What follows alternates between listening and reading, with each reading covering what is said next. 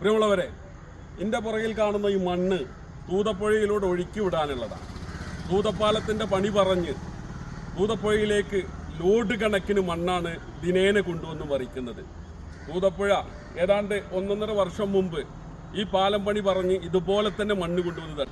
ഇവിടെയുള്ള റോഡ് നവീകരണത്തിൻ്റെ ബാക്കി വരുന്ന മാലിന്യമാണ് തൂതപ്പുഴയിലേക്ക് കൊണ്ടുവന്ന് തട്ടുന്നത്. ദിനേന 100 കണക്കിന് ലോഡാണ് മണ്ണ് ഈ തൂതപ്പുഴയിലേക്ക് കൊണ്ടുവന്ന് തട്ടുന്നത്.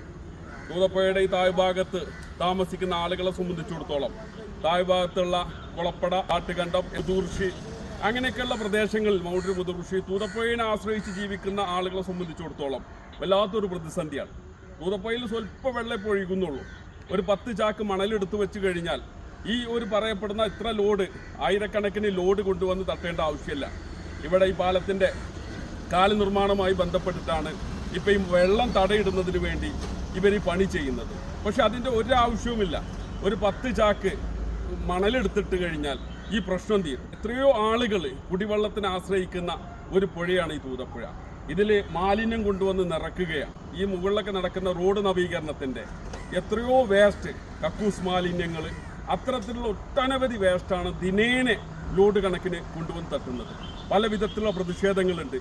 പക്ഷെ അതൊന്നും വകവെക്കാതെയാണ് ബന്ധപ്പെട്ട നിർമ്മാണ കമ്പനി ഇത് ചെയ്തുകൊണ്ടിരിക്കുന്നത്. ബന്ധപ്പെട്ട അധികാരികൾ ശ്രദ്ധിക്കുന്നില്ല. ബന്ധപ്പെട്ട അധികാരികൾക്ക് പരാതി കൊടുത്തിട്ടുണ്ട്. പക്ഷെ ഒരു വിധത്തിലും ഒരനക്കവുമില്ലാതെ ദിനേന ഇവർക്കുള്ള അനുമതി കിട്ടിക്കൊണ്ടിരിക്കുകയാണ്.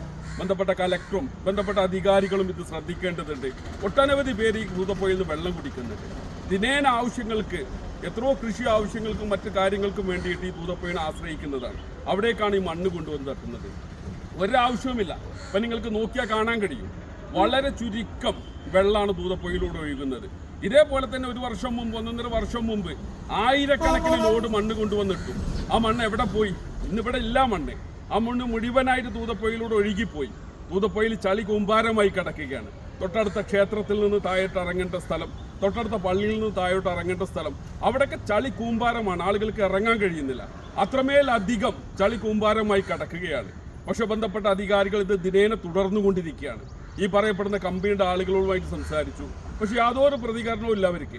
അവരിത് അങ്ങനെ രാത്രികളിലും പകലും എന്ന് ഭേദമന്യേ 100 കണക്കിന് ലോഡാണ് ഇവിടെ കൊണ്ടുവന്ന് തട്ടുന്നത്. ആയിരക്കണക്കിന് ലോഡ് മണ്ണ് ഈ പുഴയിലേക്ക് ഒഴുക്കി വിടാനുള്ളതാണ്.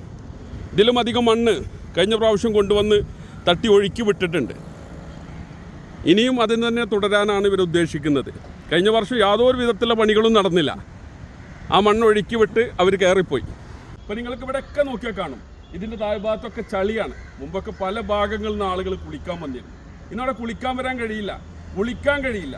കുടിക്കാൻ ആശ്രയിക്കുന്ന ആളുകളെ സംബന്ധിച്ചിടത്തോളം അവരിത് അറിയുന്നില്ല.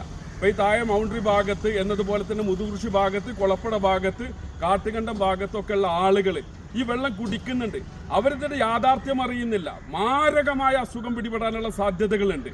ഇവിടെയുള്ള ഈ പറയപ്പെടുന്ന റോഡ് നവീകരണത്തിൻ്റെ ഭാഗമായിട്ട് എടുത്തിട്ടുള്ള കക്കൂസ് മാലിന്യമാണ് ഇതിൻ്റെ അകത്ത് കൊണ്ടുവന്നെത്തുന്നത്. ഇവിടെ കണ്ടു നോക്കിയാൽ നിങ്ങൾക്ക് അറിയാൻ കഴിയും.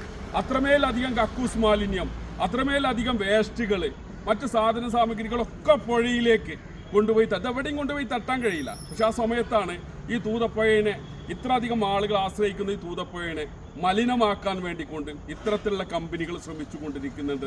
അത് പ്രതികരിക്കേണ്ടതുണ്ട്. ബന്ധപ്പെട്ട അധികാരികൾ ശ്രദ്ധിക്കേണ്ടതുണ്ട്. കലക്ടറുടെ ഭാഗത്ത് നിന്ന് ഇടപെടലുണ്ടാവേണ്ടതുണ്ട്. ഇടപെട്ടിട്ടില്ലെങ്കിൽ ഈ നാട്ടുകാരെന്നുള്ള നിലയ്ക്ക് പ്രക്ഷോഭത്തിലേക്ക് പോവേണ്ടി വരും എന്നുള്ള ഒരു ഓർമ്മപ്പെടുത്തൽ കൂടിയാണ്.